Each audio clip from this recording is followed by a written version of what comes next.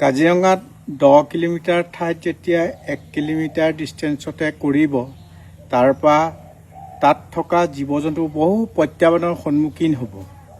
সেয়ে flood affected area Kaziranga, তাৰ জীৱ জন্তু যেতিয়া কাৰ্বি আংলং যাব, তেতিয়া 1 কিলোমিটাৰ ডিষ্টেঞ্চত কেনেকৈ কি কৰিব। সেইকাৰণে দীৰ্ঘম্যাদী আঁচনি প্ৰস্তুত কৰি যেনেকৈ আছে, প্ৰকৃতি যেনেকৈ আছে, কাজিৰঙা আগত যেনেকৈ আছিলে এতিয়াও তেনেকৈ থাকক আৰু কাজিৰঙা সুৰক্ষিতহে কৰিব লাগে।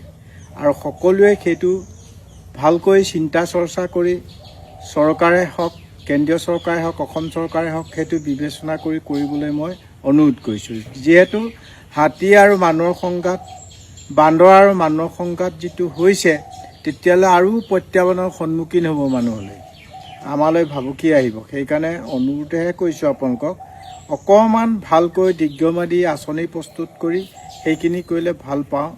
আৰু সেয়ে সকলোৰে অসমৰ 3,40 লাখ মানুহৰ সেই কাজিৰঙাৰ প্ৰতি, ভাৰতৰ 140 কোটি মানুহৰ ভাৰতৰ প্ৰতি পৃথিৱীৰ ৰাষ্ট্ৰীয় উদ্যান হয়। গতিকে আমি আৰু অত্যাধুনিক আধুনিকতাই কি কৰিছে, কি কৰা নাই, এতিয়া চকুৰ আগত দেখা পোৱা গৈছে। কংক্ৰিটৰ ফৰেষ্ট বনাই কি হৈছে, কংক্ৰিটৰ নেচাৰেলক বাদ দি যিটো কৰিছে, সেইটো এইকাৰণে মই ভাবোঁ যে nature is god, god is nature. সেইকাৰণে প্ৰকৃতিৰ বাবে ভগৱান কোনো নাই, যেনেকৈ আছে তেনেকৈ থাকি কাজিৰঙাক সুৰক্ষিত কৰিবলৈ মই অনুৰোধ কৰিছোঁ। ধন্যবাদ।